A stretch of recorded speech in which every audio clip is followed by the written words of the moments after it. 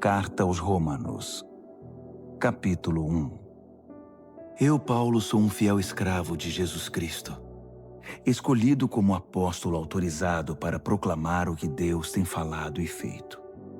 Escrevo esta carta a todos os cristãos de Roma, amigos de Deus.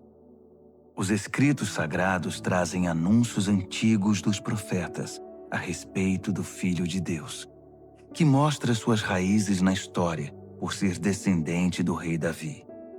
Sua identidade única de Filho de Deus foi demonstrada pelo Espírito, quando Jesus foi ressuscitado dos mortos e comprovado como Messias, nosso Senhor. Por meio dele, recebemos a graça generosa de sua vida e a urgente tarefa de transmiti-la a outros, para que a recebam quando decidirem pela confiança obediente em Jesus. Vocês são quem são por causa dessa graça e do chamado de Jesus Cristo. E eu os saúdo agora pela graça generosa de Deus, nosso Pai, e do nosso Senhor Jesus, o Messias. Dou graças a Deus por meio de Jesus, por todos vocês.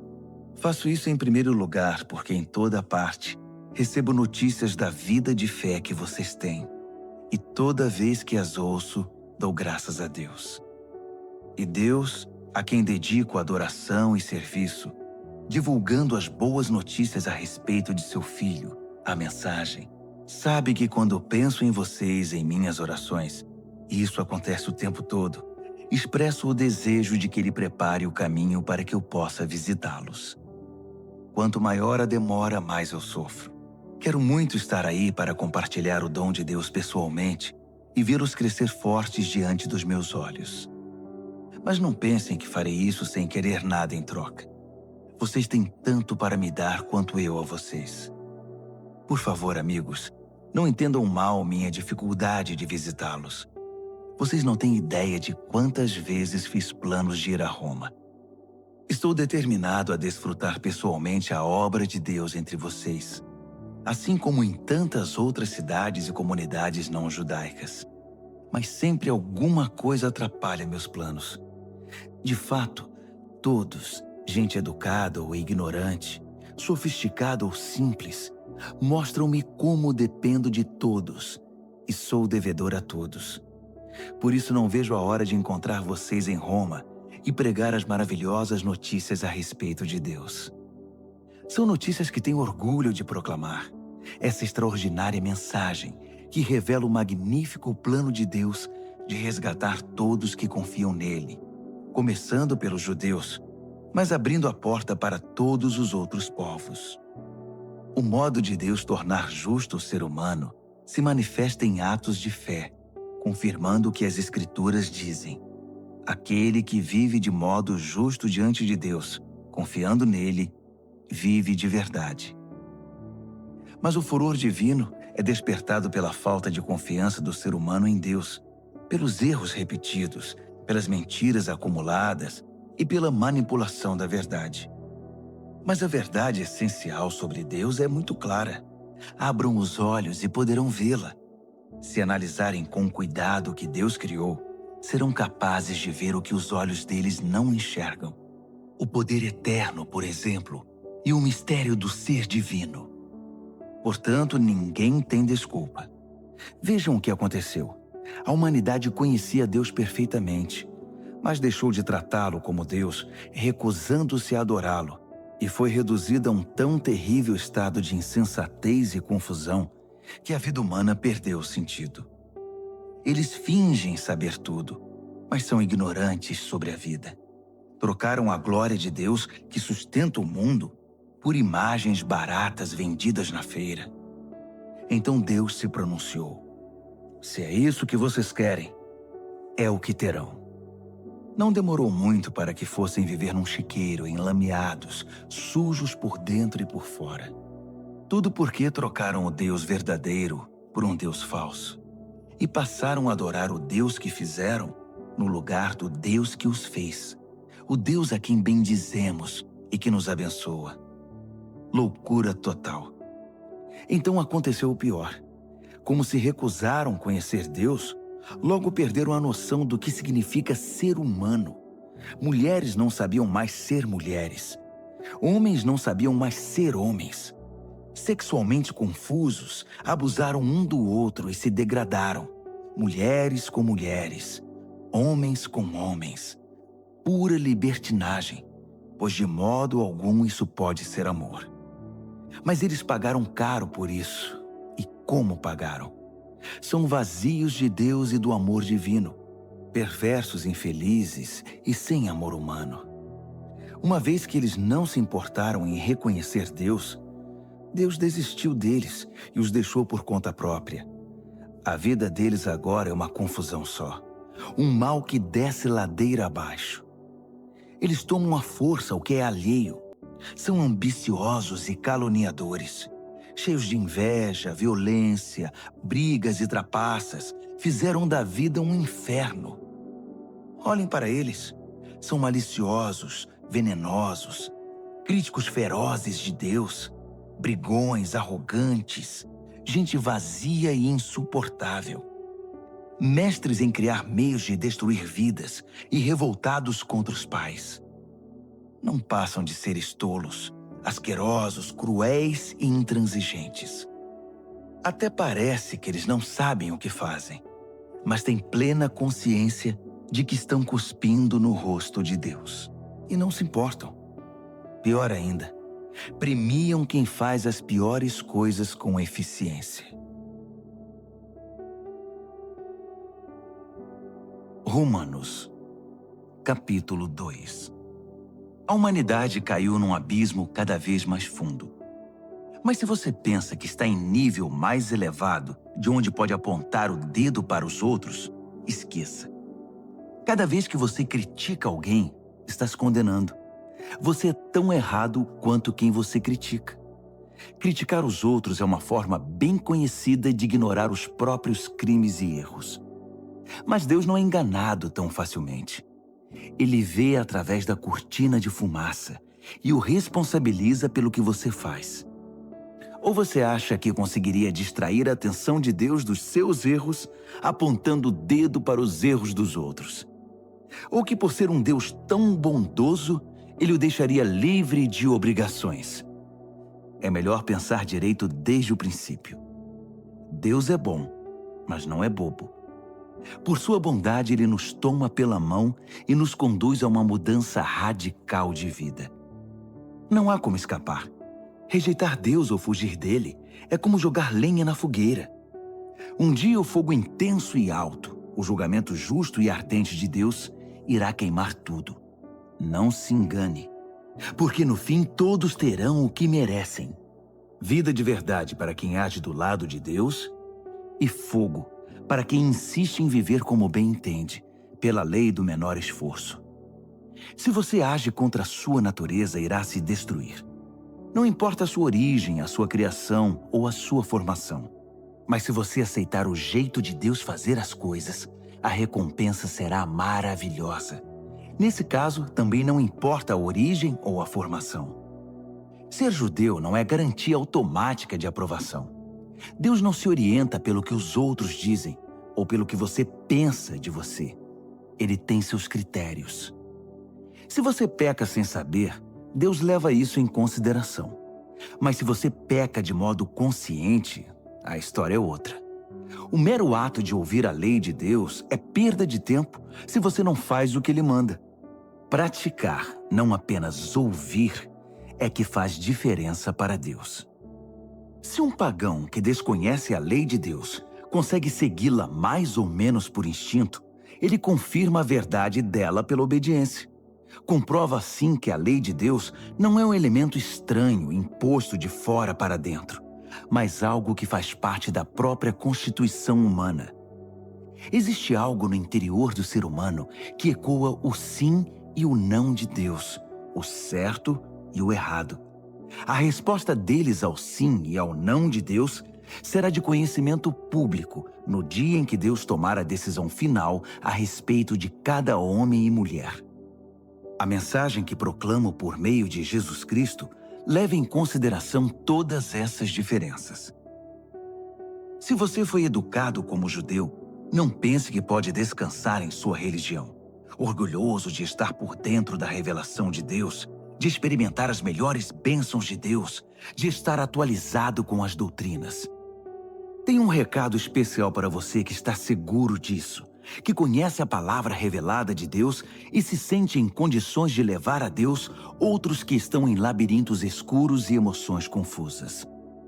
Você está guiando os outros, mas quem está guiando você? Falo sério. Enquanto você prega, não roube, você rouba? Afinal, quem iria suspeitar de você? A mesma coisa vale para o adultério e para a idolatria. Você consegue se safar de qualquer situação com discursos eloquentes sobre Deus e sua lei.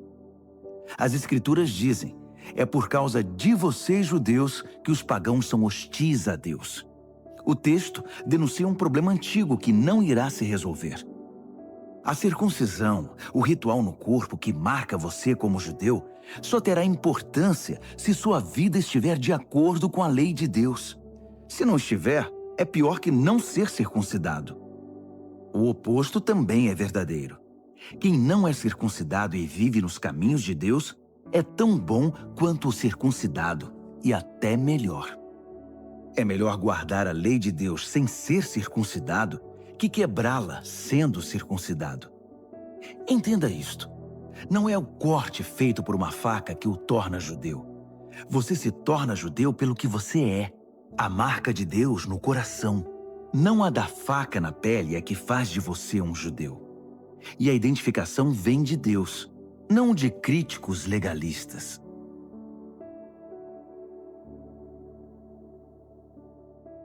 Romanos, capítulo 3. Mas se é assim, que diferença faz ser judeu ou não? Ser ensinado nos caminhos de Deus ou não?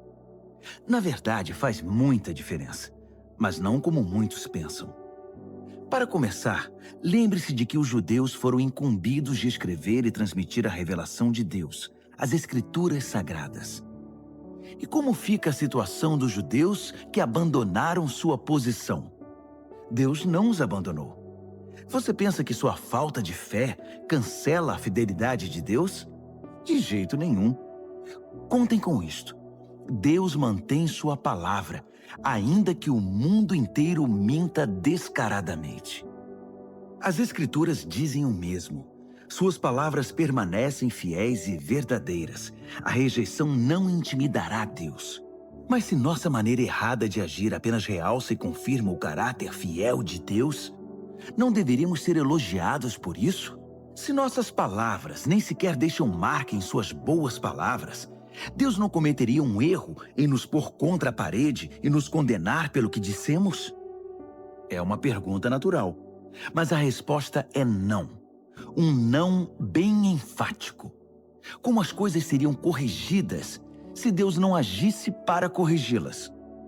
É maldade afirmar: se minhas mentiras servem para mostrar a verdade de Deus de maneira mais gloriosa, como posso ser condenado? Estou fazendo um favor para Deus. Alguns, na verdade, tentam pôr essas palavras em nossa boca, alegando que saímos por aí anunciando: quanto mais mal fazemos, mais bem Deus faz. Então, continuemos assim. É pura calúnia, e estou certo de que vocês concordam conosco. Se é assim, aonde isso nos levará? Será que nós, judeus, estamos em situação melhor que os outros? Na verdade, não. Basicamente, todos nós, judeus e não judeus, começamos em condições idênticas. Todos nós começamos como pecadores. As Escrituras não deixam dúvida sobre isso. Não há ninguém vivendo como deve, nenhum sequer. Ninguém entende, ninguém presta atenção em Deus. Todos eles erraram o caminho. Todos estão vagueando sem rumo. Ninguém está vivendo da maneira correta. E não creio que há quem o consiga.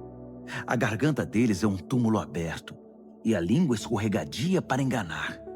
Cada palavra que pronunciam está impregnada de veneno. Eles abrem a boca e empesteiam o ar. São eternos concorrentes ao prêmio Pecador do Ano, e emporcalham a terra com sofrimento e ruína. Não fazem a menor ideia do que seja viver em comunidade. Eles passam por Deus e o ignoram. Está claro que esse texto não representa o que Deus diz a respeito dos outros, mas o que diz sobre nós, a quem as Escrituras foram primeiramente endereçadas. Está claro também que somos todos pecadores, cada um de nós. Estamos no mesmo barco furado com todos os outros. Nosso envolvimento com a revelação de Deus não nos deixa de bem com Ele. Isso só faz realçar nossa cumplicidade com o pecado de todos os outros. Mas agora há algo novo no horizonte. Aconteceu o que Moisés e os profetas anunciaram por tanto tempo. Deus resolveu agir para acertar as coisas sobre as quais lemos nas Escrituras por meio do que Jesus fez por nós. E não apenas por nós, mas por todos os que creem nele, pois nisso não há diferença entre nós e eles. Uma vez que nós e eles reunimos esse longo e lamentável registro como pecadores e provamos que somos incapazes de viver a vida gloriosa que Deus deseja para o ser humano, Deus resolveu fazer isso por nós. Por pura graça generosa, Ele decidiu acertar nossa situação com Ele. Um presente do céu. Ele nos retirou da confusão em que estávamos e nos restaurou para fazer de nós o que Ele sempre quis que fôssemos. E Ele o fez por meio de Jesus Cristo. Deus sacrificou Jesus no altar do mundo para purificar o mundo do pecado. A fé nele nos deixa limpos. Deus decidiu, sob o olhar de todos, deixar o mundo numa situação aceitável diante dele por meio do sacrifício de Jesus, finalmente cuidando dos pecados que ele havia suportado com tanta paciência. Isso não só está claro, mas acontece agora. É história atual. Deus consertou a situação e também agora permite que vivamos em sua justiça. Portanto, como fica o orgulho judeu com seus supostos direitos? Anulado? Sim, anulado. O que aprendemos é o seguinte: Deus não reage ao que nós fazemos. Nós é que reagimos ao que Deus faz. Finalmente conseguimos entender. Nossa vida se acerta com Deus e com os demais quando o deixamos acertar a situação. Não quando tentamos fazer tudo sozinhos, com orgulho e ansiedade. E como fica a orgulhosa alegação judaica de termos o monopólio de Deus? Anulada também. Deus é o Deus do judeu e de quem não é judeu. Como poderia ser diferente se há apenas um Deus? Deus resolve a situação de todos que aceitam o que Ele fez e disso participam. Tanto os que seguem nosso sistema religioso, quanto os que nunca ouviram falar da nossa religião. Mas ao mudar nosso foco do que nós fazemos para o que Deus faz, não anulamos a rigorosa guarda das regras e leis que Deus estabeleceu? De modo algum. Quando adotamos o estilo de vida condizente com essa reconciliação, nós as confirmamos.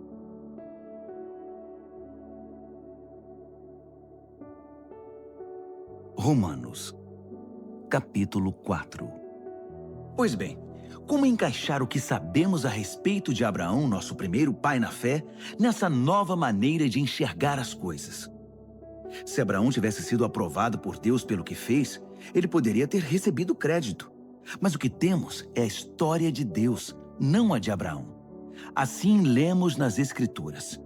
Abraão participou do que Deus fez por ele e isso foi decisivo. Ele acreditou que Deus podia torná-lo justo, em vez de apelar para a própria justiça. Se você dá duro e faz um bom trabalho, merece o pagamento. Ninguém pode dizer que seu pagamento é um presente. Mas se você percebe que a tarefa está muito além da sua capacidade, algo que só Deus pode fazer e confia que Ele o fará, volto a dizer, algo que você jamais conseguirá fazer, não importa como e quanto trabalhe. Essa confiança em Deus é o que o deixa numa situação aceitável diante dele, por causa de Deus. Pura graça. Davi confirma esse modo de ver as coisas ao afirmar que quem deixa Deus consertar a situação sem insistir em querer fazer algo no processo é um homem feliz. Feliz é aquele cujos crimes são perdoados, cujos registros dos pecados são apagados. Feliz é a pessoa contra quem o Senhor não tem nada a apresentar. Vocês pensam que essa bênção é dada apenas para aqueles que guardam nossas tradições religiosas e são circuncidados? Acham que a bênção pode ser dada a alguém que nunca ouviu falar das nossas tradições, que não foi criado em nossa forma de devoção para com Deus? Todos nós concordamos em que foi por aceitar o que Deus fez por Abraão que ele foi declarado justo diante de Deus, não é? Agora pensem, essa declaração foi feita antes ou depois que ele fosse marcado pelo rito pactual da circuncisão? Sabemos que foi antes. Isso significa que ele se submeteu à circuncisão como evidência e confirmação do que Deus havia feito muito antes de torná-lo plenamente aceitável. Um ato de Deus que ele aceitou de todo o coração. Isso ainda significa que Abraão é pai de todos os povos que aceitam o que Deus faz por eles, enquanto ainda estão na condição dos de fora em relação a Deus, não identificados como propriedade de Deus, isto é, como incircuncisos.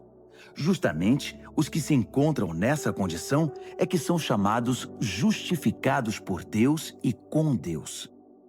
Abraão, claro, também é o pai dos que se submeteram ao rito da circuncisão, não apenas por causa do rito, mas porque desejavam abraçar pela fé o que Deus fez por eles, seguindo o exemplo de vida que Abraão viveu antes de ser marcado pela circuncisão.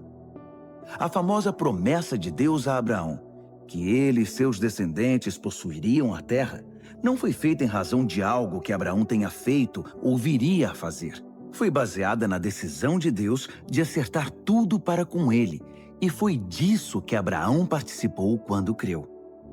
Se alguém receber esse presente de Deus apenas por ter seguido certas ordens ou por ter cumprido formalidades, essa confiança não faz sentido, e a promessa vira um contrato frio. Seria um acordo comercial, não uma promessa santa. Um contrato cheio de pormenores, elaborado por um advogado detalhista, pode resultar em obrigações que você jamais seria capaz de cumprir. Mas se não há contrato, apenas uma promessa, e uma promessa de Deus, você não pode quebrá-la.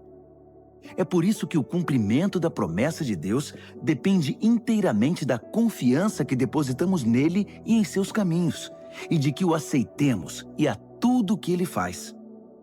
A promessa de Deus chega como um presente. É o único modo de garantir a participação nela, tanto os que guardam as tradições religiosas quanto os que nunca ouviram falar delas. Porque Abraão é o pai de todos nós. Ele não é o nosso pai racial. Isso seria ler a história de trás para frente. Ele é nosso pai na fé.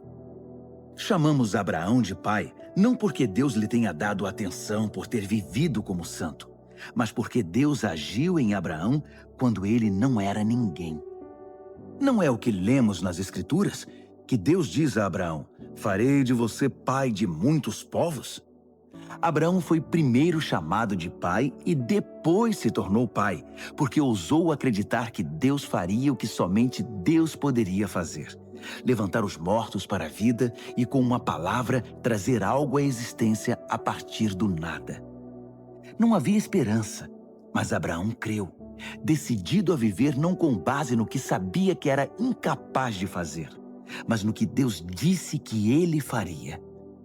Assim, foi feito pai de uma multidão de povos. O próprio Deus declarou: você terá uma grande família, Abraão. Abraão não ficou pensando em sua incapacidade, dizendo: sem chance, este corpo de 100 anos nunca vai gerar um filho. Ignorou décadas de infertilidade de Sara e foi persistente. Não foi reticente sobre a promessa de Deus com questionamentos. Em vez disso, mergulhou na promessa e se fortaleceu. Ficou à disposição de Deus, certo de que ele cumpriria o que tinha dito. É por isso que se diz: Abraão foi declarado justo diante de Deus ao confiar que Deus o justificaria. Mas não é só Abraão. O mesmo acontece conosco. O mesmo é dito a respeito de nós, que aceitamos e cremos naquele que trouxe Jesus à vida, quando de igual modo não havia mais esperança. O Jesus que foi sacrificado fez-nos aceitáveis diante de Deus. Tornou-nos justos perante Deus.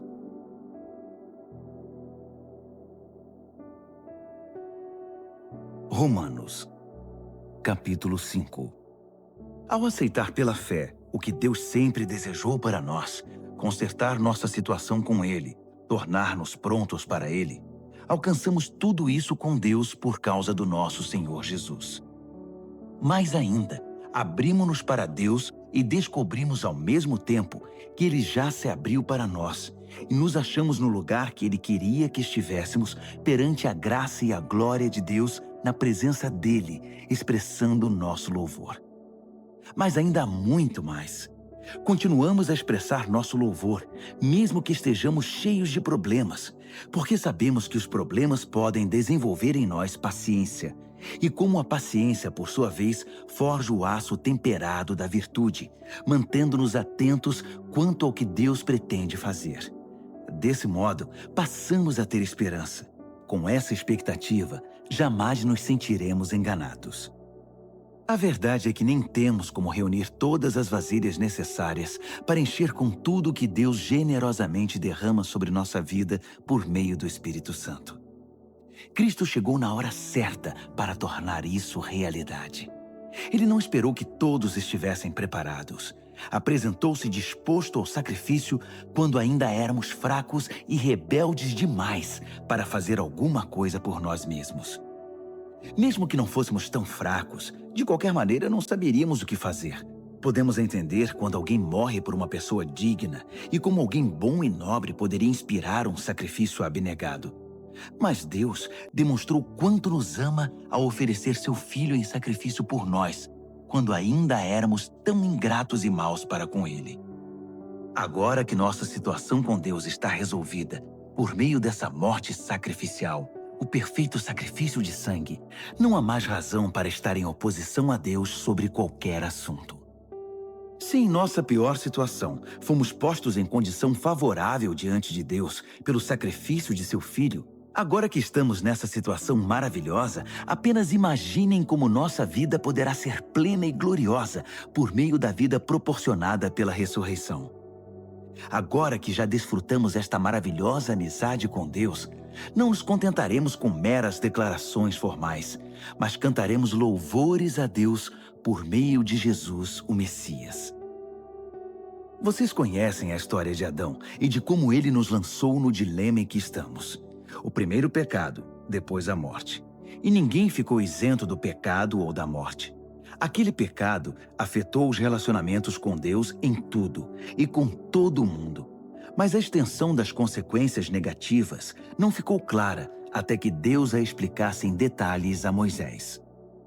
Até os que não pecaram como Adão, que desobedeceu a um mandamento específico de Deus, tiveram de experimentar o fim da vida, a separação de Deus. Mas Adão, que nos pôs nessa situação, também aponta para aquele que nos livrará dela. Todavia, o resgate não é proporcional ao pecado que traz morte. Se o pecado de um homem deixa multidões de pessoas no profundo abismo da separação de Deus, imaginem a eficácia do dom de Deus derramado por meio de um homem, Jesus Cristo. Não há comparação entre o pecado que traz morte e esse generoso dom gerador de vida. A sentença pronunciada sobre aquele pecado foi a morte, mas sobre os muitos pecados que se seguiram veio a sentença de vida. Se a morte obteve supremacia pelo erro de um homem, imagine o que pode fazer a extraordinária recuperação de vida que agarramos com ambas as mãos, esse dom de vida extravagante, essa restauração total providenciados pelo homem Jesus Cristo. Aqui está um resumo de tudo. Assim como uma única pessoa errou e nos deixou todo esse problemão com o pecado e a morte, também uma única pessoa fez o que era certo e nos livrou de tudo isso. Mais que apenas nos livrar do problema, ele nos trouxe para a vida. Um homem disse não a Deus e afundou muita gente no erro. Outro homem disse sim a Deus e consertou tudo o que estava errado. Tudo que a lei contra o pecado conseguiu fazer foi produzir mais gente que desrespeitasse a lei. Mas o pecado não teve nem tem chance de competir contra o perdão poderoso que chamamos graça. Na disputa entre o pecado e a graça vence com facilidade. Tudo que o pecado pode fazer é nos ameaçar com a morte. Já a graça, uma vez que Deus está consertando as coisas por meio do Messias, nos convida à vida. Uma vida que continua para sempre, que jamais terá fim.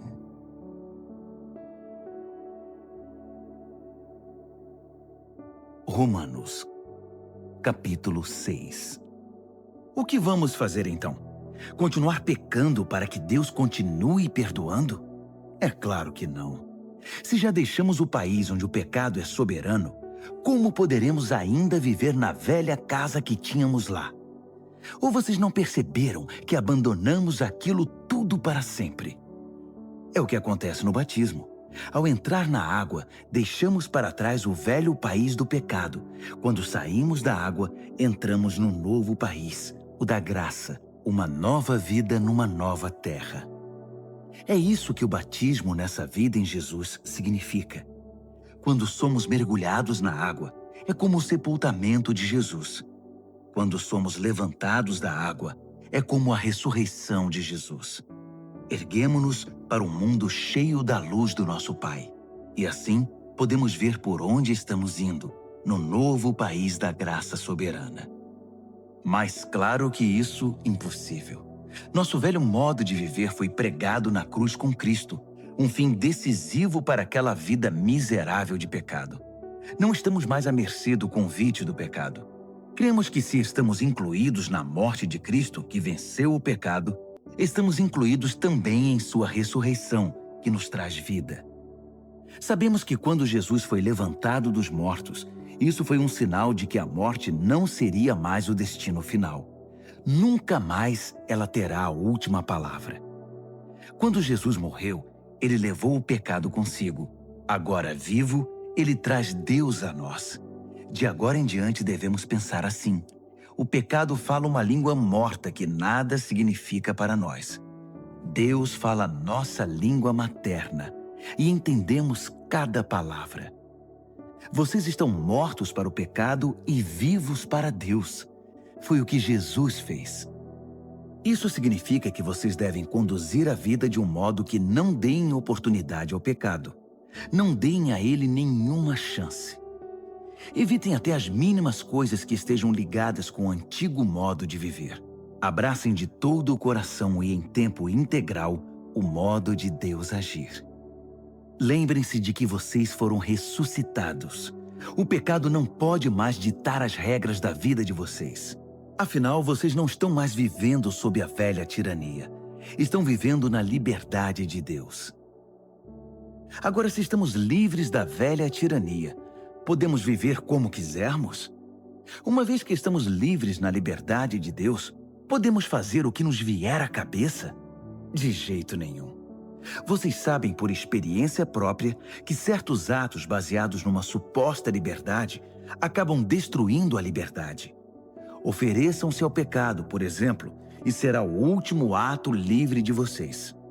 Mas ofereçam-se aos caminhos de Deus e jamais perderão a verdadeira liberdade. Durante a vida inteira, vocês deixaram o pecado ditar as regras. Mas graças a Deus, vocês começaram a ouvir um novo Senhor, cujas ordens os deixam livres para viver na liberdade dele. Falo da liberdade para facilitar a compreensão. Vocês com certeza se lembram do tempo em que faziam o que queriam, sem se importar com os outros nem com Deus, e a vida só piorava enquanto a liberdade diminuía. Quanta diferença agora! Vocês vivem na liberdade de Deus, com a vida restaurada, crescendo em santidade. Durante todo o tempo em que vocês faziam o que queriam, ignorando Deus, nem se preocupavam em pensar ou viver de modo correto, nem cogitavam fazer pelo menos alguma coisa certa. Mas isso era a liberdade? O que ganharam com isso? Nada de que possam se orgulhar agora, não é? Aonde isso os levou? A um beco sem saída. Mas agora que encontraram a verdadeira liberdade, não precisam mais ouvir as exigências do pecado. Vocês descobriram o prazer de ouvir Deus falando com vocês. Que bela surpresa! Uma vida plena, restaurada, integrada no presente, com muito mais vida a caminho. Trabalhem para o pecado por toda a vida, e seu pagamento será a morte. Mas o dom de Deus é vida real, eterna, proporcionada por Jesus nosso Senhor.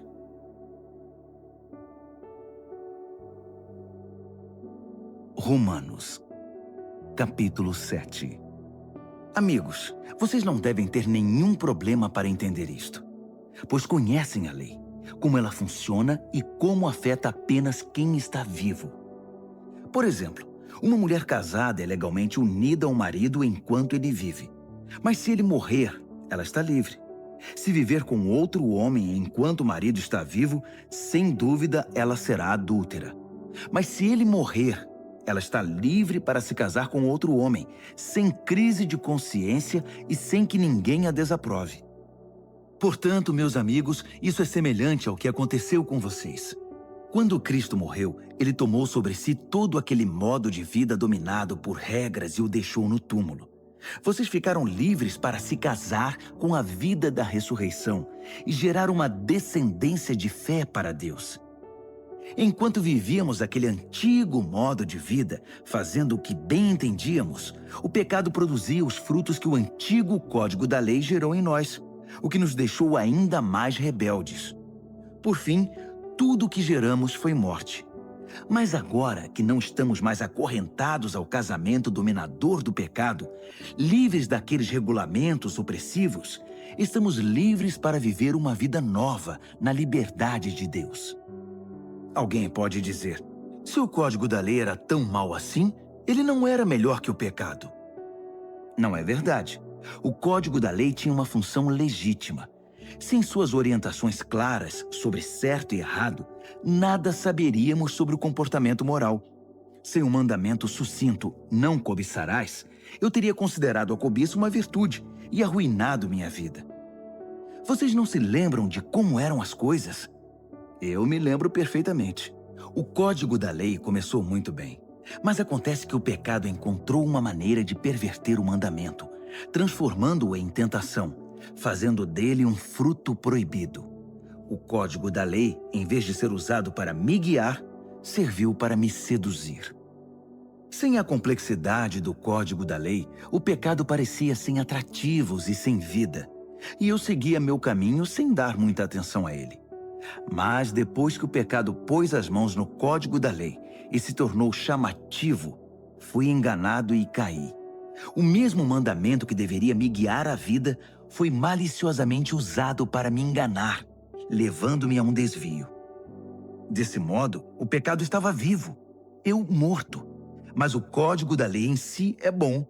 É sabedoria da parte de Deus, e cada mandamento é saudável e santo. Prosseguindo, já posso ouvir a próxima pergunta de vocês. Quer dizer que não posso confiar no que é bom, isto é, na lei? O bem é tão perigoso quanto o mal? É claro que não. O pecado apenas fez aquilo que o tornou famoso. Usar o bem como cobertura para me induzir a fazer o que no final iria me destruir. Ao ocultar o bom mandamento de Deus, o pecado provocou consequências negativas que jamais conseguiria causar por si só. Posso antecipar a resposta também.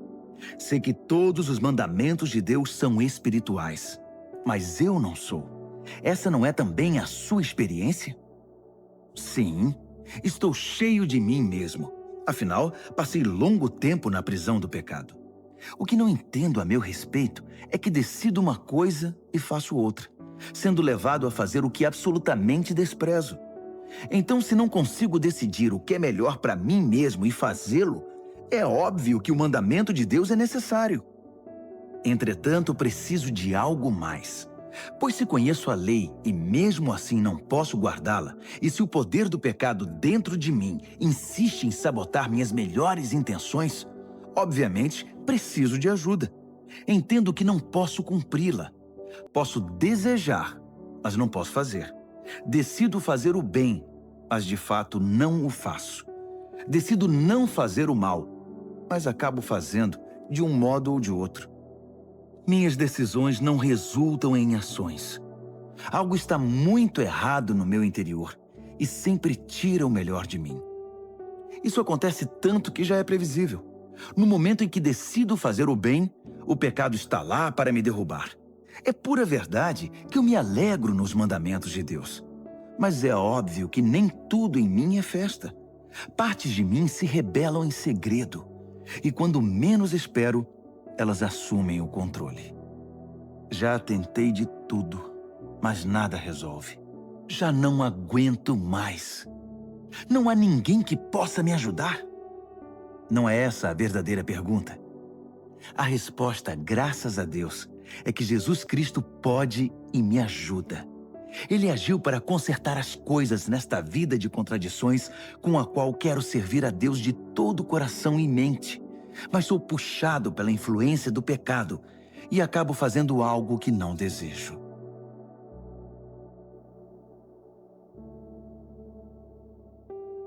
Romanos, capítulo 8. Com a chegada de Jesus, o Messias, o dilema fatal foi resolvido. Os que estão em Cristo não precisam mais viver numa nuvem escura e depressiva. Um novo poder está atuando. O Espírito da vida em Cristo, como um vento forte, limpou totalmente o ar, libertando vocês de uma tirania brutal nas mãos do pecado e da morte. Deus acertou em cheio quando enviou seu Filho. Não tratou do problema como algo distante e sem importância. Em seu Filho, Jesus assumiu pessoalmente a condição humana, entrou na confusão da humanidade que vive em conflito para consertar as coisas de uma vez por todas. O código da lei, enfraquecido pela natureza humana fragmentada, jamais poderia ter feito isso. A lei acabou usada como paliativo para o pecado, nunca para a cura completa. E agora o que o código da lei pede, mas que não conseguiríamos cumprir por nós mesmos, é que em vez de redobrar nossos esforços, simplesmente aceitemos o que o Espírito está fazendo em nós. Os que pensam que podem fazê-lo por si mesmos terminam obcecados por medir sua força moral, mas sem resultados na vida real. Os que confiam na ação de Deus descobrem que o Espírito de Deus está neles, vivendo e respirando Deus. Ficar obcecado consigo mesmo nessa questão é entrar num beco sem saída. Quem olha para Deus é levado para um campo aberto, a uma vida livre, espaçosa. Direcionar o foco para si mesmo é o oposto de se concentrar em Deus. Qualquer pessoa absorvida em si mesma passa a ignorar Deus e acaba pensando mais nela que em Deus. Ignora quem Deus é e o que Ele está fazendo. E Deus não gosta de ser ignorado. Mas se o próprio Deus está em vocês, dificilmente irão pensar mais em vocês mesmos que nele. Quem não recebeu esse Deus invisível, mas plenamente presente, o Espírito de Cristo, não saberá do que estamos falando. Mas vocês que o receberam e o têm habitando em vocês, mesmo que ainda experimentem as limitações do pecado, experimentam a vida de acordo com Deus. Não há dúvida de que se o Deus vivo e presente, que ressuscitou Jesus dentre os mortos, atua na vida de vocês, Ele fará em vocês o mesmo que fez em Jesus. Ele os trará vivos para si. Quando Deus vive e respira em vocês, e Ele o faz, como fez em Jesus, vocês são libertos daquela vida morta. Com seu Espírito vivendo em vocês, o corpo de vocês será tão cheio de vida quanto de Cristo. Vocês não percebem que não devemos um centavo à velha vida, na qual a pessoa tem de fazer tudo por si. Não há nada nessa vida para nós, nada mesmo. O melhor a fazer é dar a ela um enterro definitivo e se engajar na nova vida.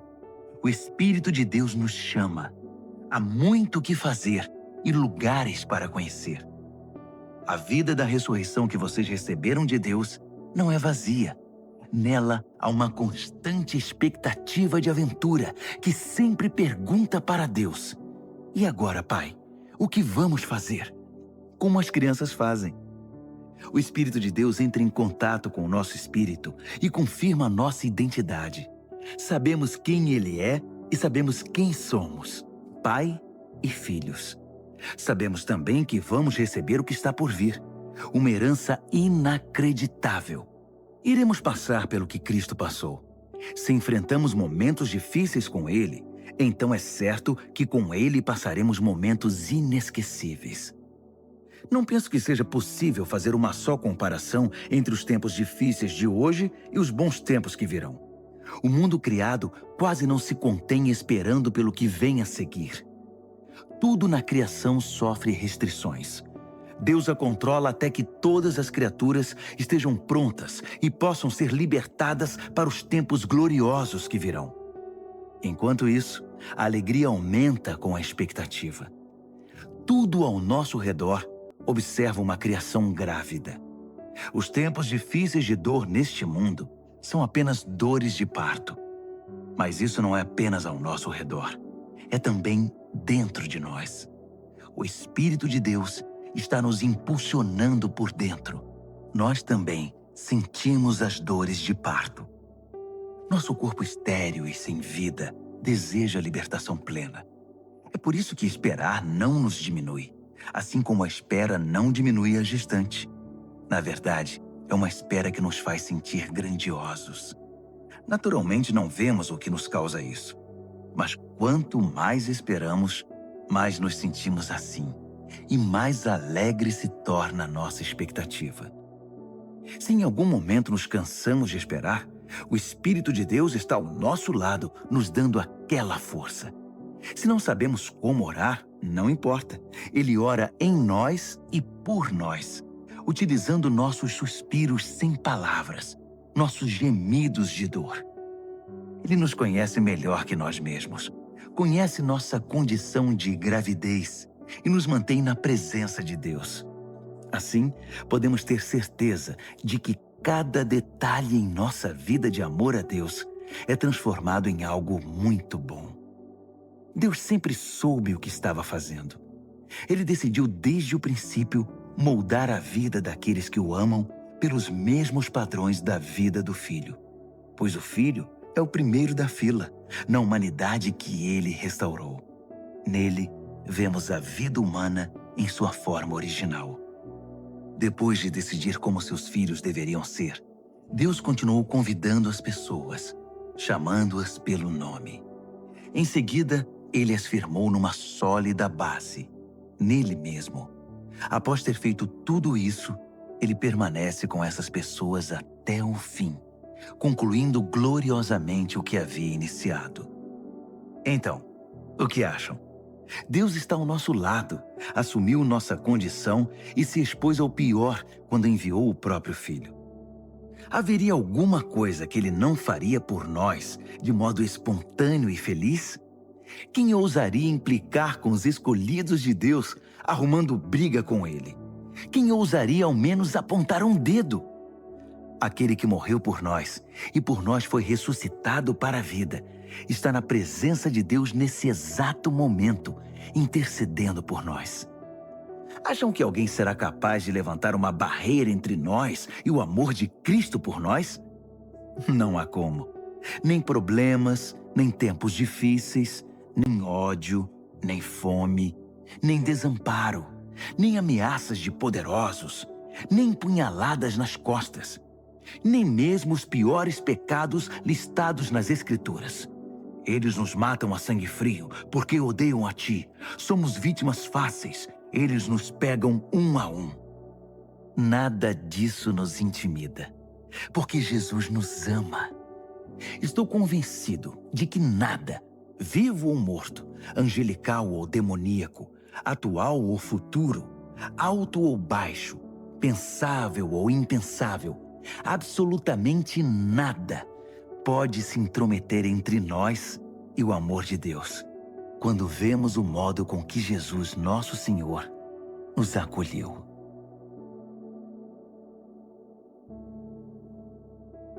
Romanos, capítulo 9. Ao mesmo tempo, vocês precisam saber que todo o tempo carrego comigo uma imensa tristeza, uma dor profunda dentro de mim, e nunca me livro dela. Não estou exagerando. Cristo e o Espírito Santo são minhas testemunhas. São os israelitas. Se houvesse um jeito de eu ser amaldiçoado pelo Messias para que eles fossem abençoados por ele, eu o faria sem hesitar. Eles são minha família, cresci com eles. Eles tinham tudo: família, glória, reuniões, revelações, adoração, promessas. Sem falar que são o povo de onde veio o Messias, o Cristo, que é Deus sobre tudo, sempre. Amém. Mas não pensem que a palavra de Deus tenha falhado em algum ponto. O problema é antigo. Para começar, nem todos os israelitas fisicamente são israelitas espiritualmente. Não foi a linhagem de Abraão que trouxe essa identidade, e sim a promessa de Deus. Lembram-se do que foi dito: sua família será considerada por Isaque? Isso significa que a identidade israelita nunca foi determinada fisicamente, por transmissão genética, mas por Deus, pela promessa. Lembram-se da promessa? Quando eu voltar no próximo ano por esta época, Sara terá um filho. E não foi a única vez. Também foi feita uma promessa para Rebeca, muito além da genética. Quando ficou grávida do nosso antepassado Isaque e esperava os gêmeos ainda inocentes, incapazes de fazer bem ou mal, ela recebeu uma confirmação especial da parte de Deus. Na ocasião, Deus mostrou que seu propósito não é algo que dependa do que fazemos ou deixamos de fazer, e sim determinado por sua decisão, vindo diretamente de sua iniciativa. Deus disse a Rebeca: o primeiro a nascer dos gêmeos ocupará o segundo lugar. Mais tarde, a situação deu origem à dura frase: eu amei Jacó, mas rejeitei Esaú. Será que com isso podemos dizer que Deus é injusto? Vamos devagar. Deus disse a Moisés: misericórdia é comigo mesmo. Compaixão é comigo mesmo. A compaixão não nasce em nosso coração compadecido, nem em nosso esforço moral, mas na misericórdia divina. Foi o mesmo caso do faraó. Eu o escolhi para ser mero coadjuvante no drama da minha poderosa salvação. Tudo o que estamos dizendo é que Deus tem a primeira palavra, iniciando a ação, na qual fazemos nossa parte para o bem ou para o mal. Então você pergunta: como pode Deus nos culpar por qualquer coisa se Ele está no controle de tudo? Se as grandes decisões já foram tomadas, que temos nós com isso? Calma. Quem você pensa que é para argumentar com Deus? Por algum instante você achou que algum de nós sabe o bastante para questioná-lo? O vaso não se dirige aos dedos que o moldaram dizendo: por que você me deu essa forma? Não é óbvio que o oleiro tem todo o direito de transformar um pedaço de argila num vaso de flores e outro numa panela de cozinhar feijão? Se Deus precisa de um pote especial para a sua ira e outro para a sua bondade gloriosa, não estará ele certo? O mesmo ele fez com os judeus, mas também acontece com outros povos. Oséias deixa isso claro: eu chamarei os sem nome e os nomearei. Chamarei os desprezados e os farei amados. No lugar em que gritaram: você não é ninguém, eles chamam vocês de filhos do Deus vivo. Isaías mantém a ênfase. Se cada grão de areia da praia fosse numerado e a soma chamada escolhidos de Deus, eles seriam ainda números, não nomes. A salvação vem por escolha pessoal. Deus não nos conta, chama pelo nome. Meros números não são seu objetivo. Isaías enxergou esta realidade. Se nosso poderoso Deus não nos tivesse dado um legado de filhos vivos, acabaríamos como cidades fantasma, como Sodoma e Gomorra. Como resumir tudo isso? Todos os que não pareciam interessados no que Deus estava fazendo, na verdade, abraçaram o que Deus fazia quando ele endireitou a vida deles. E Israel, que parecia tão interessado em ler e falar sobre o que Deus estava fazendo, distanciou-se de Deus. Como puderam se distanciar? Porque, em vez de confiar em Deus, eles assumiram o controle. Estavam envolvidos no que eles mesmos faziam. Tão envolvidos nos seus projetos de Deus, que não perceberam Deus à sua frente, como uma pedra no meio da estrada. Então tropeçaram nele e continuaram caindo. E Isaías, de novo, junta tudo isso numa metáfora. Cuidado, pus uma pedra enorme no caminho para o Monte Sião. Uma pedra que você não pode contornar. Mas eu sou a pedra. Se você me procura, me encontrará a caminho, não obstruindo o caminho.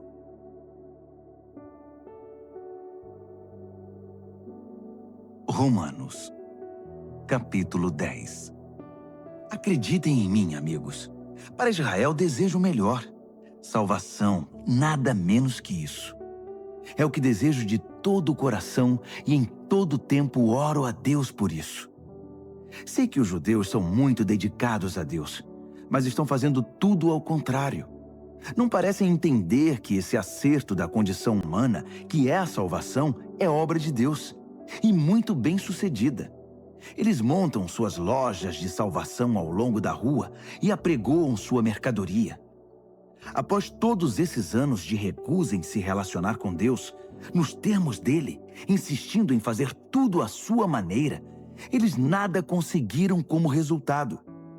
A revelação anterior tinha a intenção de nos deixar preparados para o Messias. Apenas isso. Ele então iria consertar a situação dos que crescem nele. Moisés escreveu que quem insiste em usar o código da lei para viver de maneira correta diante de Deus, logo descobre que não é tão fácil. Cada detalhe da vida é minuciosamente regulamentado. Mas confiar em Deus para moldar a vida correta em nós é uma história diferente. Não se trata de uma escalada perigosa até os céus ou de uma perigosa descida ao abismo para trazer de lá o Messias. Então, o que exatamente Moisés estava dizendo?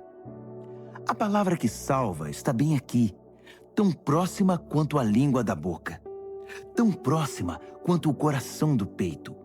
É a palavra da fé, que aceita que Deus trabalhe e acerte as coisas para nós. Essa é a essência da nossa pregação. Diga a Deus as palavras de boas-vindas. Jesus é meu Senhor. Receba de corpo e alma a obra de Deus, seu agir em nós, como no ato de ressuscitar Jesus. É isso. Você não está fazendo nada. Está simplesmente pedindo ajuda a Deus e confiando nele para que ele o faça. Salvação é isso. Com todo o seu ser, você aceita o agir de Deus para consertar a situação e pode dizer em alto e bom som: Deus acertou tudo entre mim e ele. As Escrituras garantem: ninguém que confia em Deus de todo o coração irá se arrepender disso. Isso não mudou. Não importa qual seja o antecedente religioso de alguém. O mesmo Deus é por todos nós, agindo do mesmo modo, com incrível generosidade para com todos os que buscam sua ajuda. Todo aquele que clamar, socorro Deus, alcançará ajuda. Mas como o povo pedirá ajuda se não sabe em quem confiar? E como saberão em quem confiar se nunca ouviram falar do único que é digno de confiança? E como poderão ouvir se ninguém contar a vocês? E como alguém contará a vocês, a não ser que alguém o envie? É por isso que as Escrituras exclamam: uma visão de tirar o fôlego, uma imensa multidão anunciando a todos as coisas maravilhosas de Deus. Mas nem todos estão preparados para ver, ouvir e agir. Isaías perguntou o que todos nós em algum momento perguntamos: Deus, será que alguém se importa? Será que alguém está ouvindo ou acreditando numa única palavra de tudo isso? A questão é a seguinte: antes de crer, você tem de ouvir. E a não ser que a palavra de Cristo seja pregada, não há nada para ouvir. Mas não são inúmeras as oportunidades que Israel tem de ouvir e entender o que está acontecendo? Inúmeras, eu disse. As vozes dos pregadores se foram pelo mundo, sua mensagem pelos 7 mares da terra. Então, a grande pergunta é: por que Israel não entendeu que não tinha espaço nessa mensagem? Moisés acertou quando predisse: Quando vir Deus alcançar todos aqueles a quem você considera inferiores, estranhos, você irá morrer de inveja. Quando vir Deus alcançar os povos que você considera ignorantes espirituais, você vai ficar furioso. Isaías ousa pronunciar as seguintes palavras de Deus: povos me encontraram e me receberam, povos que nunca haviam me procurado. E eu encontrei e recebi povos que nunca antes haviam perguntado a meu respeito. Então ele conclui com uma acusação. Dia após dia, chamei Israel de braços abertos, e para minha tristeza, não vi resposta a não ser puro desdém.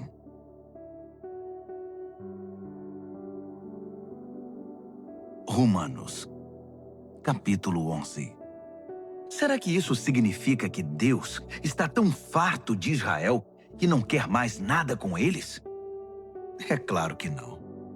Lembrem-se de que quem escreve estas coisas é um israelita, um descendente de Abraão, da tribo de Benjamim. Mais judeu impossível. Não estamos, portanto, falando de rejeição. Deus está muito envolvido com Israel. Investiu demais nesse povo para desistir agora. Elias, angustiado por causa desse mesmo Israel, clamou em oração. Deus, eles mataram teus profetas, destruíram teus altares. Só eu sobrevivi e agora eles estão atrás de mim. Lembram-se da resposta de Deus? Eu ainda tenho 7.000 que não desistiram. 7.000 que são leais até o fim. É a mesma coisa hoje. Ainda há uma minoria fiel e atuante. Talvez não muitos. Provavelmente mais do que vocês pensam. Eles estão firmes, não por causa do que pensam que ganharão com isso, mas porque estão convencidos da graça e do propósito de Deus em chamá-los. Se estivessem pensando apenas nos próprios interesses, já teriam largado tudo há muito tempo. O que aconteceu então? Bem, quando Israel tentou se acertar com Deus por esforço próprio, perseguindo os próprios interesses, não obteve sucesso. Os escolhidos de Deus foram os que deixaram Deus buscá-los pelo interesse que tem por eles. Como resultado, receberam o selo de aprovação. O Israel interesseiro tornou-se insensível a Deus. Moisés e Isaías comentaram a respeito. Farto de suas reclamações e do seu egoísmo, Deus obscureceu sua visão e entorpeceu seus ouvidos. Trancou-os numa sala de espelhos, e eles estão lá até hoje. Davi estava preocupado com a mesma coisa. Tomara que adoeçam ao comer a comida preparada por eles mesmos.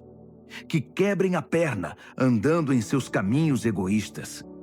Tomara que fiquem cegos ao contemplar seus espelhos. Que tenham úlceras ao brincar de Deus. A próxima questão é: os judeus foram derrotados? Excluídos para sempre? A resposta é um enfático não. Ironicamente, eles deixaram a porta aberta quando saíram, e os de fora entraram. O resto, vocês sabem. Os judeus começaram a pensar que talvez tivessem perdido uma coisa boa. Mas se a saída deles impulsionou essa migração mundial de não-judeus para o reino de Deus, imaginem o efeito da volta deles. Que lindo retorno será. Mas não quero continuar falando deles. São vocês, os de fora, que me preocupam. Minha tarefa pessoal se concentra nos chamados de fora. Por isso me esforço ao máximo quando estou entre meus parentes israelitas, os chamados de casa, esperando que eles percebam o que estão perdendo e queiram se envolver com o que Deus está fazendo. Se a queda deles iniciou essa migração em escala mundial, sua recuperação produzirá algo ainda maior. Uma volta em massa para casa. Se a primeira coisa que os judeus fizeram, ainda que prejudicial para eles, resultou no bem de vocês, pensem no que acontecerá quando eles acertarem o passo. Tudo isso provém de uma raiz santa, plantada e cuidada por Deus. Se a raiz principal da árvore é santa, há espaço para frutos santos. Alguns ramos foram podados, e vocês, ramos de oliveira selvagem, foram enxertados. Mas o fato de vocês serem alimentados pela raiz santa e rica em nutrientes não os autoriza a tripudiar sobre os ramos podados. Lembrem-se de que vocês não estão alimentando a raiz. Ela é que está alimentando vocês. Assim é possível dizer: outros ramos foram podados para que eu pudesse ser enxertado. Muito bem, mas eles foram podados porque eram dispensáveis, não mais ligados pela fé e pelo compromisso com a raiz. A única razão pela qual vocês estão na árvore é porque o enxerto de vocês pegou quando creram e porque vocês estão ligados à raiz que nutre a fé. Por isso, não fiquem vaidosos. Sejam humildes e prontos em relação à raiz que os mantém verdes e vivos. Agora, se Deus não pensou 2 vezes para podar os ramos naturais, por que hesitaria em cortar vocês? Ele o faria sem vacilar. Fiquem atentos ao amor bondoso e à terrível severidade que coexistem em Deus. Misericórdia zero para os ramos mortos. Bondade total para os enxertados. Mas não considerem só a bondade. No momento em que virar ramo morto, vocês serão cortados. E não se sintam superiores aos ramos podados que caíram ao chão. Se eles saírem do estado de morte, poderão muito bem ser enxertados outra vez. Deus pode fazer isso. Ele é capaz de enxertos milagrosos. Porque se ele pôde enxertar vocês, ramos cortados de uma árvore qualquer, numa das árvores do pomar, ele não terá dificuldade de enxertar de volta na árvore de origem ramos que cresceram nela. Alegrem-se por estar na árvore e esperem o melhor para os outros. Quero ser o mais claro possível, amigos. O assunto é complicado. É fácil interpretar errado o que está acontecendo e, com arrogância, presumir que vocês são a realeza e eles apenas o povão excluído. Mas não é assim. Essa dureza da parte de Israel em relação a Deus é temporária e tem o efeito de permitir o acesso de todos os que estão de fora, de modo que, por fim, a casa se encha. Antes do fim de tudo, haverá um Israel aperfeiçoado. Está escrito: um campeão virá das montanhas de Sião. Ele purificará a casa de Jacó. E esse é meu compromisso com o meu povo: a remoção dos seus pecados. Enquanto vocês ouvem e abraçam as boas notícias da mensagem, fica parecendo que os judeus são inimigos de Deus.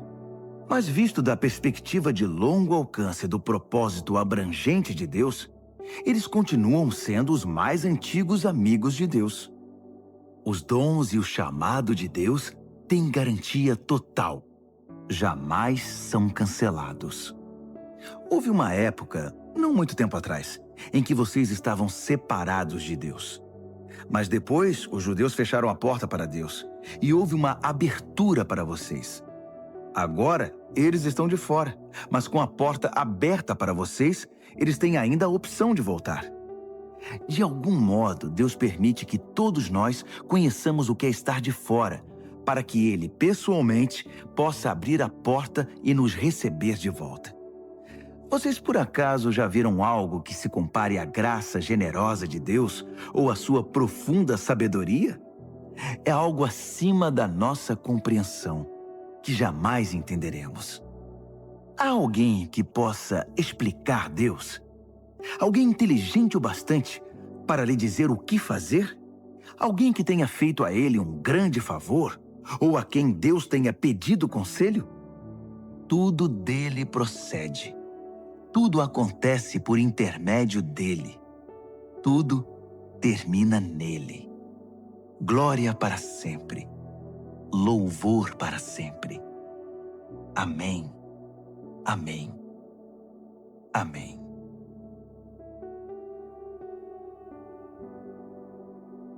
Romanos, capítulo 12. Portanto, com a ajuda de Deus, quero que vocês façam o seguinte: entreguem a vida cotidiana, dormir, comer, trabalhar, passear, a Deus, como se fosse uma oferta. Receber o que Deus fez por vocês é o melhor que podem fazer por Ele. Não se ajustem demais à sua cultura, a ponto de não poderem pensar mais. Em vez disso, concentrem a atenção em Deus. Vocês serão mudados de dentro para fora. Descubram o que Ele quer de vocês e tratem de atendê-lo. Diferentemente da cultura dominante, que sempre os arrasta para baixo ao nível da imaturidade, Deus extrai o melhor de vocês e desenvolve em vocês uma verdadeira maturidade. Ao escrever para vocês, sinto profunda gratidão por tudo que Deus me deu, especialmente pela responsabilidade que tenho por vocês.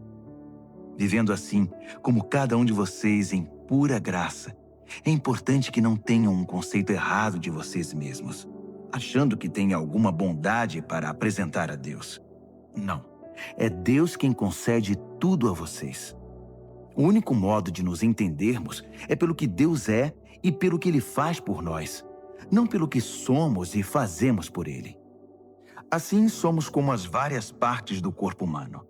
Cada parte tem seu significado no corpo, visto como um todo, mas não o contrário. O corpo de que estamos falando é o corpo formado pelas pessoas escolhidas por Cristo. Cada um de nós encontra significado e função como parte desse corpo. Não podemos ser como um dedo decepado que não tem valor.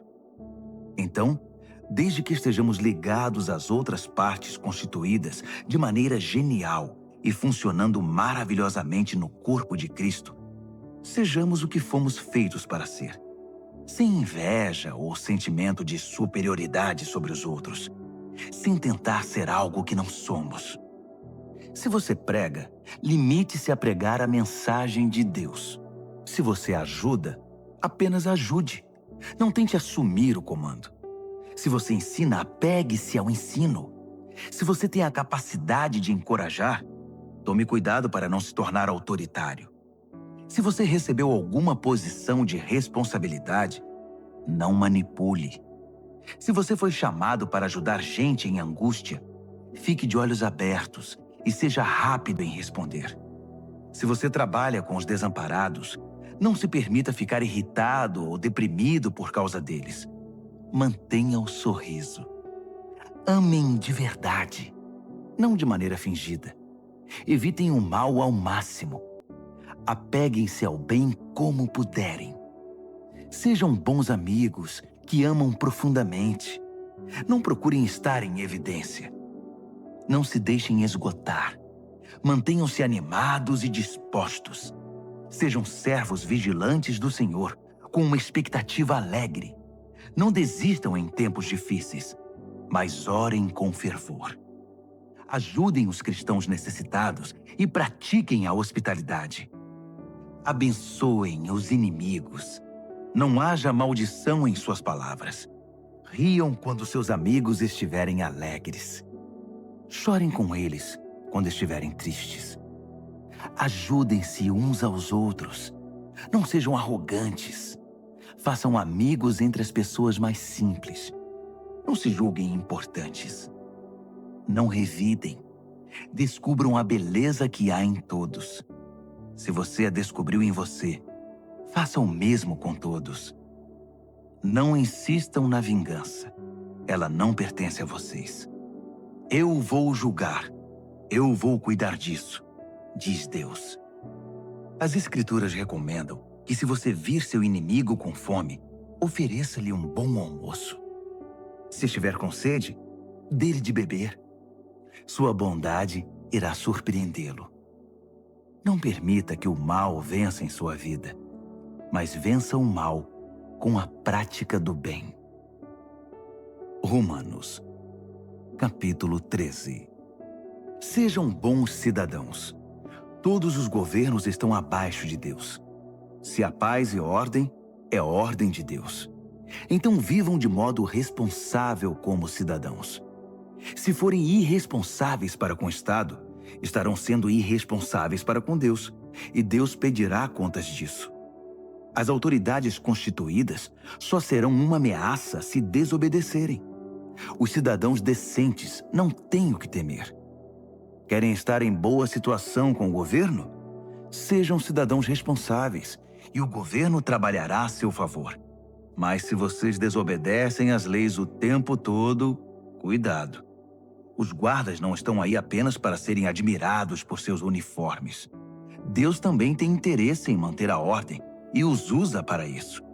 Portanto, vivam com responsabilidade, não apenas para evitar a punição, mas por ser a maneira certa de viver.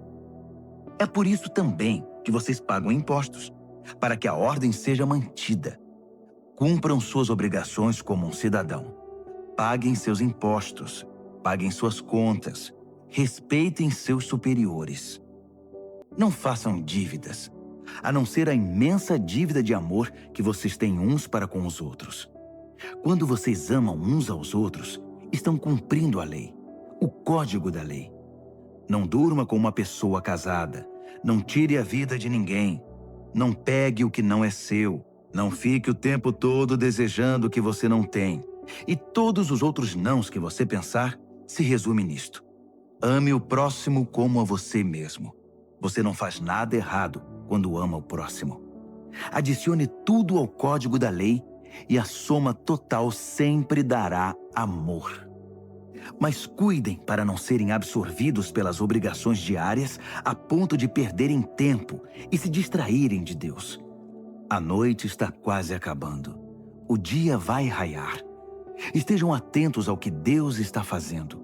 Ele está dando os últimos retoques na obra de salvação que começou quando cremos. Não podemos desperdiçar as preciosas horas do dia em futilidades, preguiça, distração, brigas e disputas. Saiam da cama e vistam-se. Não desperdicem o tempo, nem se demorem esperando até o último minuto. Revistam-se de Cristo e estejam preparados.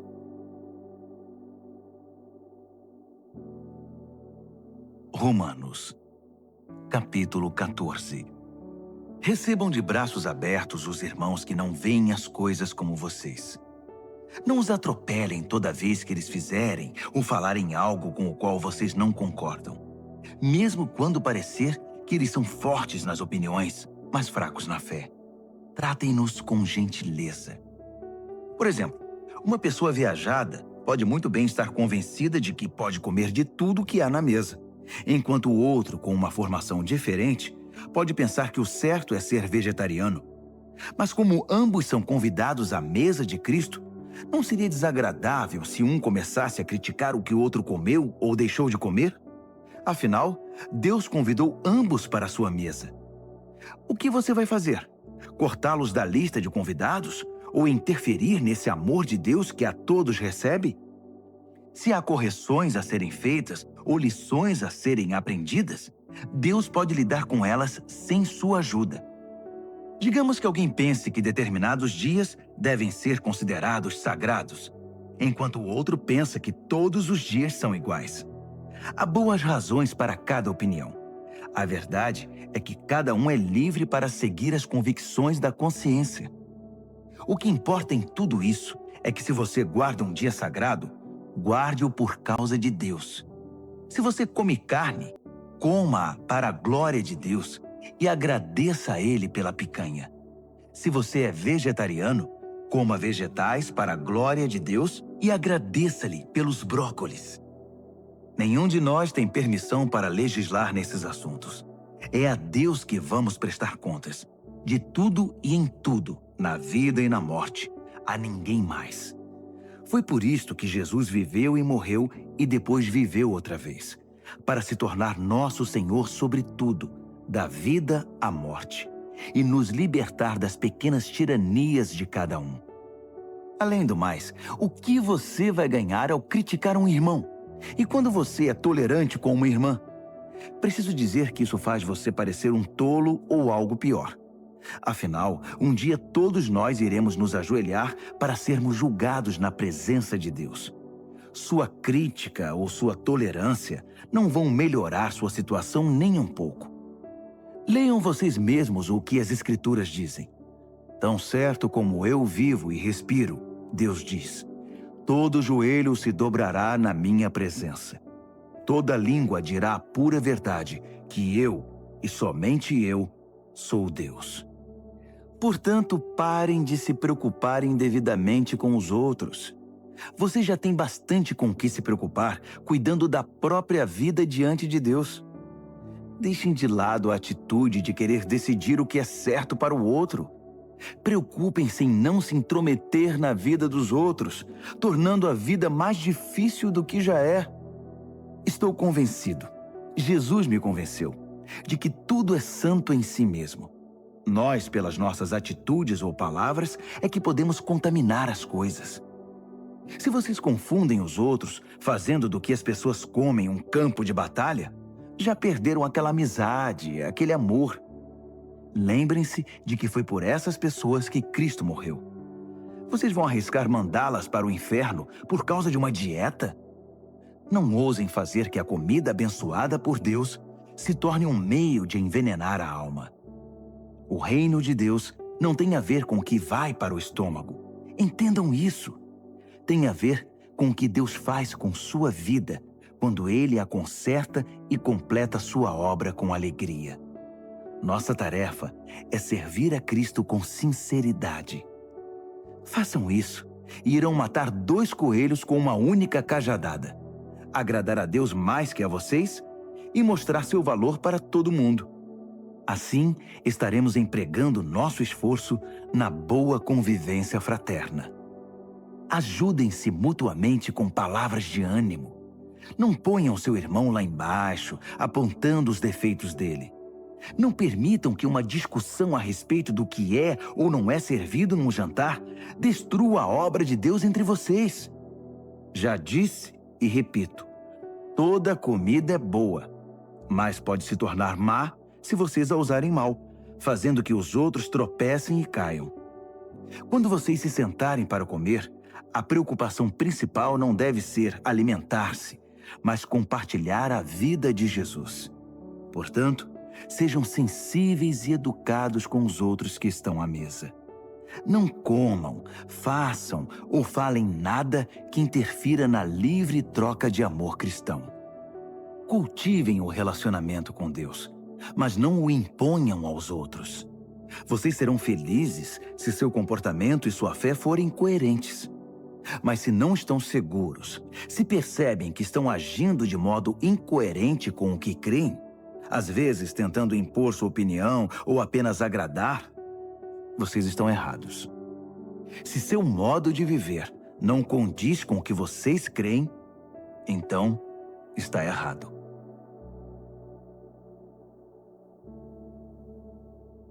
Romanos, capítulo 15.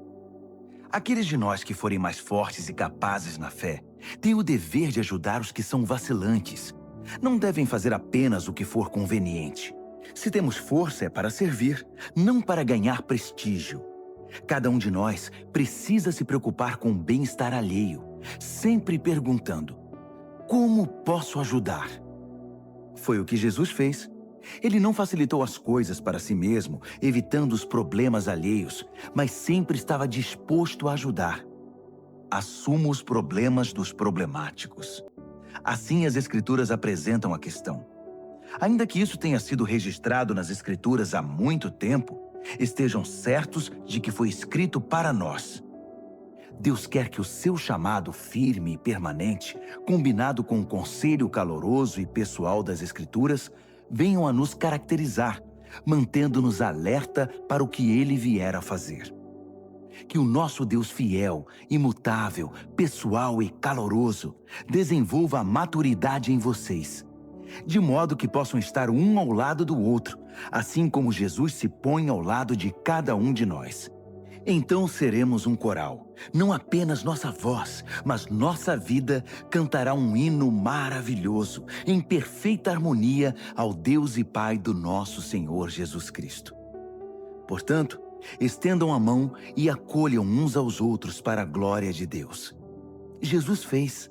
Agora é a vez de vocês. Sendo fiel aos propósitos de Deus, Jesus estendeu a mão aos judeus de maneira especial, de modo que as velhas promessas feitas aos antepassados se tornassem verdadeiras para eles. Como resultado, os não-judeus foram alcançados pela misericórdia, e agora podem demonstrar gratidão a Deus. Pensem em todos os textos das Escrituras que se cumprem no que fazemos. Por exemplo, então vou reunir os que são de fora no cântico de um hino. Vou cantar ao seu nome. E esta: vocês, os de fora e os de dentro, alegrem-se juntos. E outra vez: povos de todas as nações, celebrem a Deus.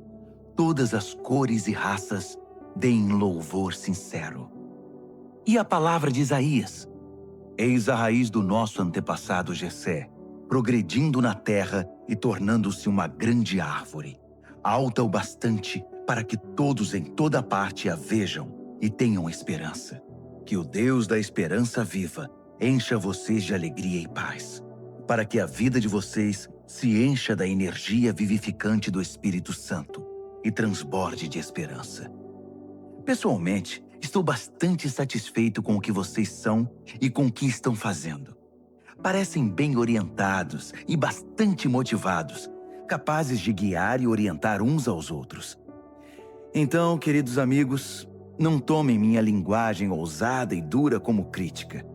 Não estou criticando, apenas destacando quanto preciso da ajuda de vocês para levar adiante esta tarefa específica que Deus me deu, esta obra evangélica e sacerdotal de servir às necessidades espirituais dos não-judeus, para que eles possam ser apresentados como oferta aceitável a Deus e se tornem íntegros e santos pelo Espírito Santo de Deus. Olhando para o que já foi feito e o que tenho observado, devo dizer que estou muito satisfeito. No contexto de Jesus, eu diria até orgulhoso, mas apenas nesse contexto. Não tenho interesse em dar a vocês um relato pormenorizado das minhas aventuras. Apenas as palavras e os atos de Cristo no presente, poderosos e transformadores para mim, que desencadearam uma resposta de fé entre os de fora. Nesses caminhos, tenho pregado a mensagem de Jesus, desde Jerusalém até o noroeste da Grécia. Tenho tido o cuidado de levar a mensagem apenas aos lugares nos quais Jesus ainda não é conhecido e adorado, seguindo o que está escrito: aqueles a quem nunca se falou a respeito dele, estes irão vê-lo. Os que nunca ouviram falar dele, estes receberão a mensagem. É por isso que estou demorando tanto para visitar vocês. Mas agora que não há mais trabalho pioneiro a ser feito nessas regiões, e como há muitos anos desejo ir vê-los, estou finalmente planejando minha visita. Vou para a Espanha, e então espero passar por aí e desfrutar a companhia de vocês até que, em tempo oportuno, me enviem com a bênção de Deus. Mas primeiro vou a Jerusalém entregar a oferta de auxílio aos seguidores de Jesus que vivem ali. Os gregos, em todo o caminho dos macedônios no norte até os da Acaia no sul, decidiram fazer uma coleta para os cristãos pobres de Jerusalém. Fizeram isso com prazer, mas também era obrigação deles. Percebendo que usufruíam os dons espirituais que generosamente vinham da comunidade de Jerusalém, era o dever deles aliviar aquela pobreza. Tão logo eu entregue pessoalmente a cesta de frutos, parto para a Espanha, fazendo uma parada em Roma para ver vocês. Minha esperança é que essa minha visita se torne uma grande bênção de Cristo. Queridos amigos, tenho um pedido. Orem por mim. Orem fervorosamente comigo e por mim. A Deus, o Pai, pelo poder do nosso Senhor Jesus e pelo amor do Espírito, para que eu seja liberto da cova dos leões dos descrentes na Judéia. Orem também para que minha oferta de auxílio aos cristãos de Jerusalém seja aceita no mesmo espírito em que foi recolhida. Assim, querendo Deus, irei até vocês com um coração leve e ansioso pelo consolo da companhia de vocês. O Deus da paz seja com todos vocês. Amém.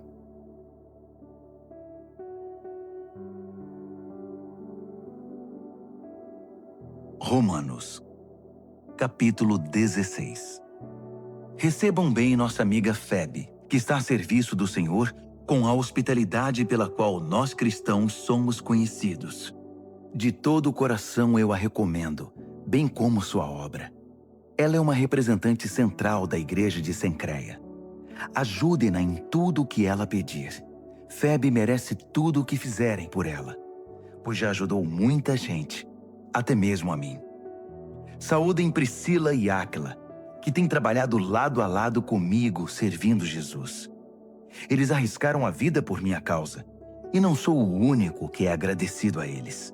Todos os grupos de cristãos não-judeus também devem muito a esse casal, para não falar da igreja que se reúne na casa deles. Saúdem meu querido amigo Epêneto. Ele foi o primeiro seguidor de Jesus na província da Ásia. Saudações a Maria, como ela tem trabalhado por vocês. Saudações aos meus primos Andrônico e Júnias. Houve uma vez que compartilhamos uma cela de prisão. Eles já seguiam Cristo antes de eu me converter. Ambos são líderes destacados. Saudações a Amplíato, meu bom amigo na família de Deus. Saudações a Urbano, nosso companheiro na obra de Cristo, e ao meu bom amigo Estaques. Saudações a Apeles, um verdadeiro e aprovado veterano no caminho de Cristo. Saudações à família de Aristóbulo. Saudações ao meu primo Herodião. Saudações a Trifena e Trifosa, mulheres prontas em servir o Senhor. Saudações a Pérside, amiga querida que tanto tem trabalhado em Cristo. Saudações a Rufo, um escolhido do Senhor, e a sua mãe. Ela tem sido também uma querida mãe para mim. Saudações a Asíncreto, Flegonte, Hermes, Pátrobas, Hermas e também às famílias deles. Saudações a Filólogo, Júlia, Nereu e sua irmã, e Olimpas, e a todos os seguidores de Jesus que vivem com eles. Abraços santos para todos. Todas as igrejas de Cristo enviam suas saudações mais calorosas. Amigos, um conselho final. Estejam atentos com relação aos que extraem algo do ensinamento que vocês aprenderam e depois o usam para criar confusão. Evitem essas pessoas. Elas não têm intenção de viver para o Senhor. Estão aqui pelo que podem obter e falam de modo piedoso para enganar os ingênuos. E como nunca houve dúvida acerca da honestidade de vocês quanto a essas questões, eu não poderia estar mais orgulhoso de vocês. Quero também que sejam prudentes, afeiçoados ao bem e distantes do mal. Não se deixem enganar pelas conversas suaves e ao mesmo tempo malignas. Fiquem atentos. Antes que percebam, o Deus da paz irá derrubar e pisotear Satanás no chão. Desfrutem o melhor de Jesus. Por fim, lá vão outras saudações. Timóteo, meu companheiro na obra, Lúcio e meus primos Jasão e Sosípatro enviam saudações. Eu, Tércio, que escrevi esta carta ditada por Paulo, envio minhas saudações pessoais. Gaio, que é meu hospedeiro e de toda a igreja, manda lembranças a vocês. Erasto, o tesoureiro da cidade e nosso bom amigo Quarto, enviam saudações. Todo o nosso louvor é dedicado ao único que é poderoso o bastante para torná-los fortes, exatamente como na pregação a respeito de Jesus Cristo, como revelado no mistério que se manteve por tanto tempo, mas que agora se tornou um livro aberto por meio das escrituras proféticas. Todas as nações do mundo podem agora conhecer a verdade e ser conduzidas à fé obediente, cumprindo as ordens de Deus, que fez tudo, do início até a última letra. Todo o nosso louvor é dirigido, por meio de Jesus, a esse Deus incomparavelmente sábio. Amém.